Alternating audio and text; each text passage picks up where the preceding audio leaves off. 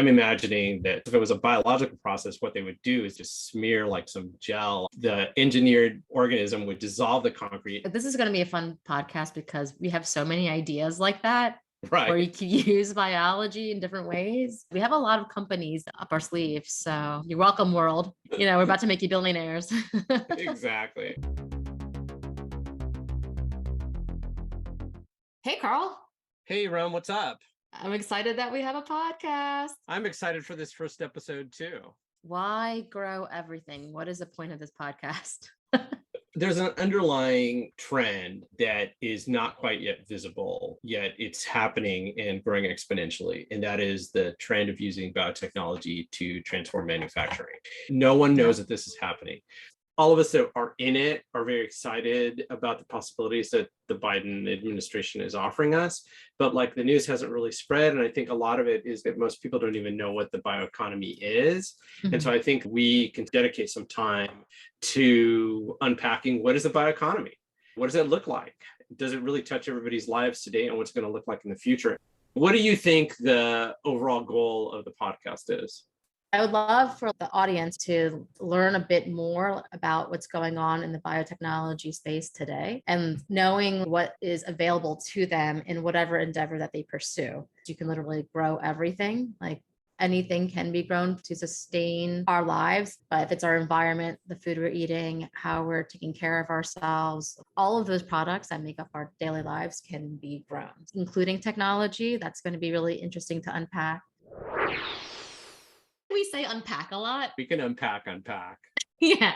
And it's funny because everyone's saying that. And then when I listen to our podcast, you say it a couple of times. I say it a few times. That's funny too, because for sure, like in the last 5 years, that has become a way of describing something. Like that didn't exist 20 years ago. You would never say, let's unpack that. Fire is definitely still fire. I also see it as being the 5-year anniversary of What's Your Bio Strategy. John Cumbers and I started writing it in 2016. It's time to revisit those ideas, and what better way to do it than in a podcast? Right. So I consider you super knowledgeable because all of your experience working with biotech leaders in the space. I always want to say 20 years. Is that right? Yeah, it's more, unfortunately.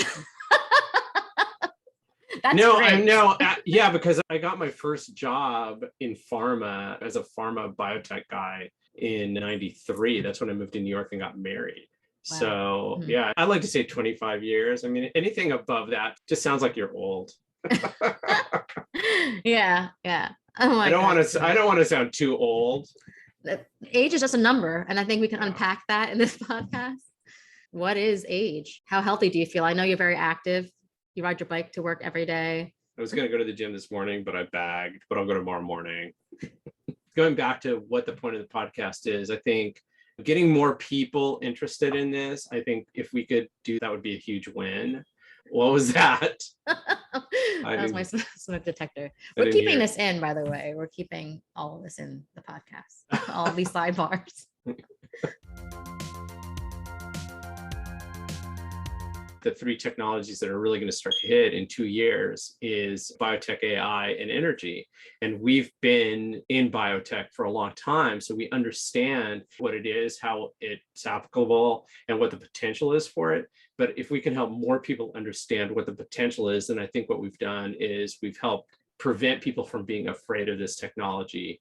Most people are afraid of AI because they don't understand it. They're afraid of biotech because they don't understand it. And that's why Ellen started GenSpace, so that they could have a place where people could go on a weekend and learn how to do CRISPR and walk away feeling, okay, this is something that I can do too. GenSpace is the way you and I both met. We can dig into the funny story. I guess not that funny, but it was a computational biology meetup. It could have been. Yeah, that's what it was. I remember that very acutely because I was like, there's a computational biology meetup. And that was the reason why I went. So I'm like, what is this? And who's going to attend this? I worked in pharma for 6 years making therapeutics, but I left the lab mainly. I was getting tired of doing experiments, and I really wanted to be more involved in things that are going on in society today, because it takes like 20 years to develop a drug. And I just felt like the impact that I was going to have was going to take a while, and I wanted to do something now, especially with everything that was going on.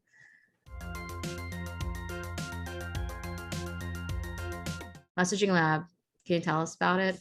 On a high level, what we say is Messaging Lab is a force multiplier for the biotech industry. So that biotech meaning also synthetic biology, and sometimes I'll say for the life sciences. But the idea is that we help entrepreneurs and we help companies use storytelling, use all the tactics that are associated with advertising, PR, corporate communications, anything that has to do with engaging an audience. We use those tools to help companies grow their audience and build their business.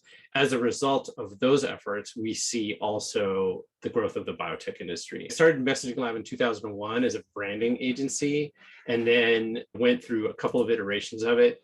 And this version, which is really solely focused on biotechnology, is really only 7 years old. Right before you and I met, I had rebooted it because I had been at two digital health startups, and did the thing where we helped them create the brand, raise money, set up sales systems. And after the money was raised, both founders lost their minds and started doing really stupid things that I could not stand behind. And I was like, okay, I'm just going to go do my own thing. One of the things that was really key to where we are today in Messaging Lab was I went to one of those really early SynBio beta conferences, probably 2014, 2015, and seeing people talk about applying biotech to areas like construction or flowers or creating different kinds of foods. I was like, this is where I've always wanted to be. This is where I'm meant to be. Just the idea of applying biotech to anything that we can imagine, I just think is super exciting. And so being able to tell more people about this and getting them excited about it is exciting for me for this podcast, but it's also the reason for the business. It's like the business is a way of satisfying our curiosity, because it's every time we meet someone new, we have to learn their business. Yep. And we're helping them grow their business. So that's why we say we're a force multiplier for the industry. And I think that this podcast should serve as an additional force multiplier. Yeah. One of the reasons behind the force multiplier is that you are a very kind person and you make introductions to a lot of people because you start putting the pieces together. There have been partnerships and acquisitions and other business activity that happened because of the relationships that you made and you've connected. We're on this planet to help other people. I guess, that's Carl being modest. Yeah. What else should we talk about? I guess, sorry, the smoke detector. I know, it needs a new battery. It needs a new battery. And like, it went off last week and Imran pressed the buttons, but I think he snoozed it pretty much. Now it's reminding you that it needs a new battery. While I'm recording the podcast, of course. This is just ridiculous. What should people expect when they listen to the podcast? What I'm hoping is you're going to get a nice broad take on different people, different companies, different academics that are making a difference to grow the bioeconomy. I think also people are going to end up learning what this is, what its impact is, how it can impact you individually, as well as us collectively. The big thing is don't be afraid of these technologies and understand that these technologies really are transformative and we really need them as we continue to live in this climate crisis. I think, we'll bro out. No. We're not going to bro out with our friends. We can sometimes, I can bro out, right? I can, but I just feel like a lot of tech discussions in the tech industry, they have embraced the bro culture so hard that's like, we need to see more non-bro. We're not going to bro out. Commentary. We're not going to bro out. But I think one thing we do want to do is helping to define things, to make it very clear to people what it is we're talking about. I think, the thing we talked about the other day where we stop, there's the beep, you stop and take a break to define what the person just talked about. I love that. And that's going to broaden the scope of this. That's the broing out. Yeah. Because you need to have common ground, and most people don't have any common ground when it comes to biotech. Yeah. I think that's why those podcasts where they bro out, they're successful because the people already know what they're talking about. In our case, most people don't know what we're talking about. So I think it's going to be really key to be able to help people understand and increase understanding. Yeah, that's right. So when we come across a term that we need to define, we'll just take a pause. You'll hear this sound. And then we'll get right back to the podcast. I'm super excited about this interview we just did with Paul Fremont of the Imperial College in London. Paul has been an acquaintance of mine for several years. He's one of the first people I met at SynBio Beta. He works around the world, is very interested in seeing these technologies be used in developing countries. I think hearing Megan Palmer's point of view on policy is going to be really super interesting. And then hearing from the Ginkgo Bioworks to hear what they're doing to expand their messaging, I think is going to be really also very interesting. Who are you excited to talk to? I'm really excited to talk with Suveen from K18, mainly because I'm a big fan of their products. Hair care has been a journey for me. I dye my hair. I just want to talk to him more about his journey and how did he come up with the concept, and just to get his thoughts about the future of hair, because there's a lot in sci-fi and my own ideas. I love coloring hair, but just not the way that it works today. Just bleaching hair and dyeing it, I just not gonna work for me. It's not long-term for me. Yeah, it's very mechanical and very damaging. Yeah. Harsh chemical is being applied to a biological natural product and disrupting keratin. I'm also super excited about talking to Shara of C16 because they potentially are going to disrupt the production of palm oil, which is in everything. The production of palm oil is super disruptive to the planet because they chop down rainforests and they plant palm oil trees. And so it's very monoculture. And you're destroying the rainforest, which is terrible because that's 4 billion years of evolution and lots of things that we don't understand yet that is going to be gone forever to produce a product that could be brewed locally as opposed to having to ship palm oil all over the world. I'm excited about C16 as well. Shara has their R&D lab here in New York City. I visited it and it's amazing. Beautiful views of the Hudson River. You got there before I did. Yeah. Yeah, and the team is amazing. I met my equivalent back in the day. So I was an analytical chemist at J&J. I did a stint at GSK. And there was an analytical chemist. She was a recent college grad. She was talking to me about like her day, and I could relate to it. And we were talking about pipetting and like the microscale. And then she was talking about she tested reusable pipette tips. And I was like, What even is that? Actually, I'd wash them. I'm like, wait, what? Can you do you autoclave them? I think she has, it's autoclave. There's a whole process, but wow, it still leaves stains sometimes. And then then you see like the blip, the chemical signature when she runs the LCMS, which is a liquid chromatography mass spectrometer. It's this machine that analyzes chemicals. Massively expensive machine that analyzes chemicals. What's a pipette? Pipette is a very common piece of laboratory equipment. It's like a mini turkey baster that you use to move very small amounts of liquid from one place to another. An autoclave is like a dishwasher on steroids. It uses water, pressure, and heat to kill microorganisms and spores that might be living on laboratory equipment.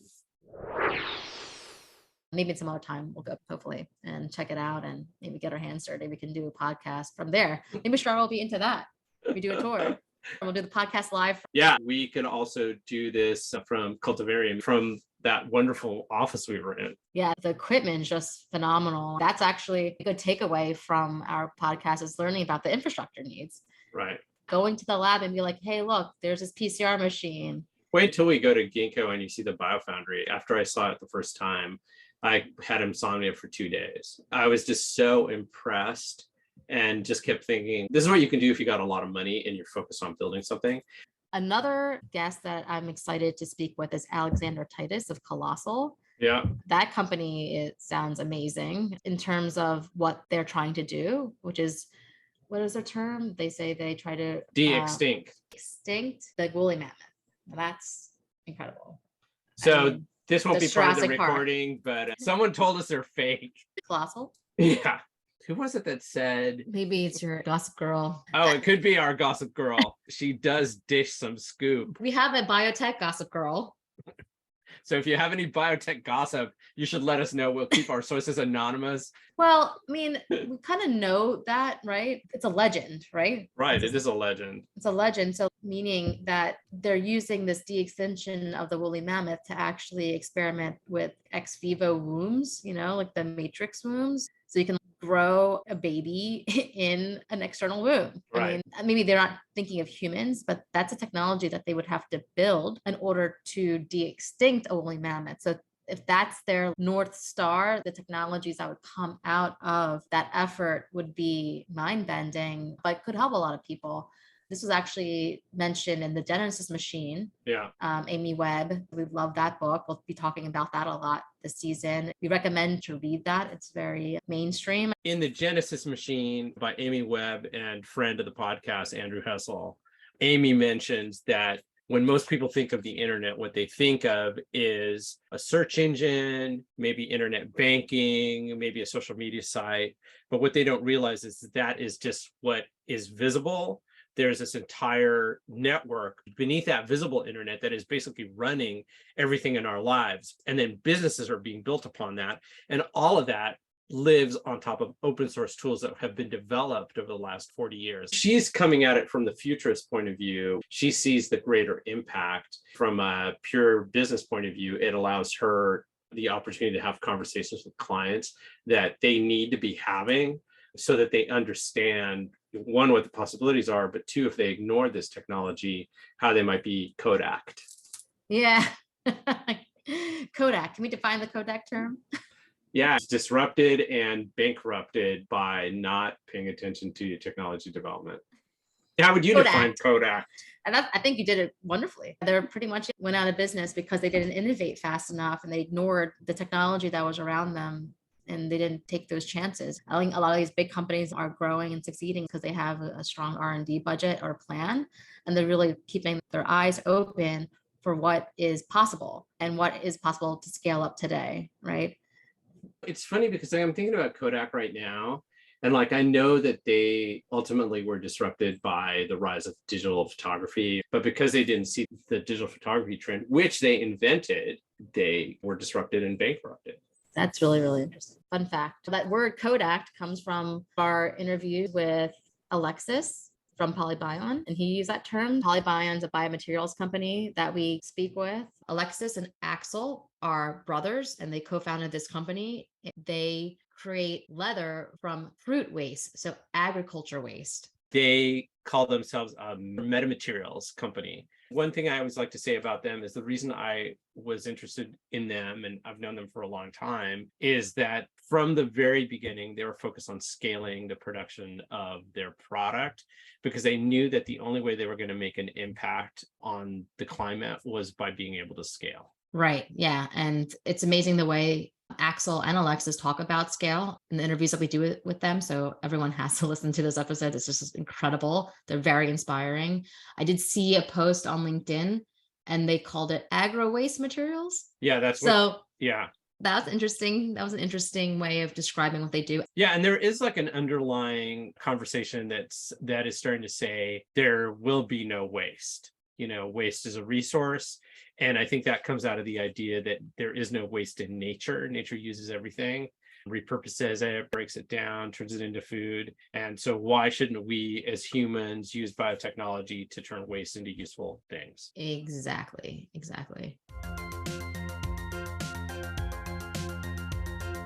We're looking forward to our next episode, which is our first real episode. This is not a fake episode. Okay. A fake episode?